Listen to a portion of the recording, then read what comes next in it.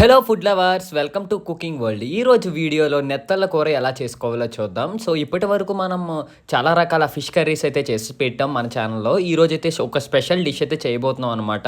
అదే మన నెత్తళ్ళ చేపల ఇగురు. సో దీనికోసం అయితే మనం ముందుగా నెత్తళ్ళు అయితే తీసుకుని నీట్గా క్లీన్ చేసేసుకోవాలి. సో క్లీన్ చేసేసుకున్న తర్వాత కత్తిపీట కానీ మనం ఏ చాక్ కానీ ఏదైనా తీసుకుని సో పీసెస్ కింద కట్ చేసేయాలన్నమాట. హెడ్ ఉంటుంది కదా, అదైతే కట్ చేసేసి నీట్గా మొత్తం క్లీన్ చేసేయాలి. సో దీనిని క్లీన్ చేసేసిన తర్వాత ఎలా అయితే వస్తాయి ఇవి ఒక బౌల్లోకి తీసుకుని మనం తర్వాత దీనికి కావాల్సిన మసాలా అయితే చేసుకోవాలి. దీనికోసం లవంగాలు, గసగసాలు అండ్ ధనియాలు అండ్ దీంతోపాటు జీలకర్ర అయితే తీసుకోవాలన్నమాట. అండ్ దాల్చిన చెక్క కూడా తీసుకోవాలి. అండ్ దీంతోపాటు వెల్లుల్లిపాయ కూడా తీసుకుని ఇవన్నీ నీట్గా శనగల పత్రంతో పేస్ట్ అయితే చేసుకోవాలి. సో ఇది మనం కావాలంటే మిక్సర్లో కూడా చేసుకోవచ్చు. తర్వాత చిన్న చిన్న కట్ చేసుకున్న ఉల్లిపాయలు తీసుకుని ఇది కూడా నీట్గా పేస్ట్ అయితే చేసేయాలన్నమాట. సో మేమైతే పాత పద్ధతిలోనే చేస్తున్నాం.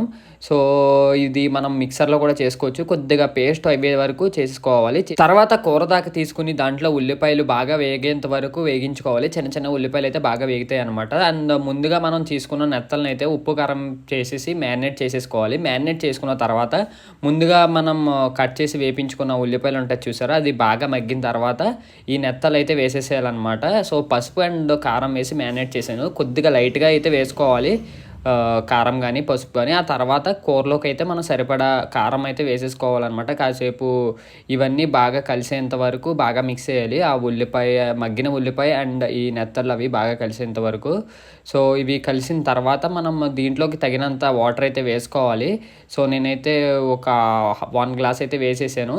సో మనం నీట్గా క్లాత్తో తీసేసి అటు ఇటు ఊపేసి క్లోజ్ చేసేయాలి లిడ్తో. తర్వాత మనకి బబుల్స్లా వస్తాయి. సో ఇలా బబుల్స్లా వచ్చినాయి అంటే కొద్దిగా ఉడికిందనమాట. సో ముందుగా మనం చేసి పెట్టుకున్నాం కదా మసాలా, అవంతా వేసేసుకోవాలి. వేసేసి నెత్తళ్ళు విడిపోకుండా మనం దాకని ఎలాగైతే మూవ్ చేయాలి.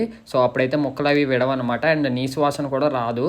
సో దీని తర్వాత క్లోజ్ చేసేసి ఒక 5 minutes to 10 minutes తర్వాత ఓపెన్ చేస్తే మన నెత్తళ్ళు ఎగురైతే రెడీ అయిపోతుంది. ఏ నీసు వాసన లేకుండా టేస్ట్ అయితే అదిరిపోతుంది. వీడియో నచ్చితే లైక్ చేసి సబ్స్క్రైబ్ చేయండి.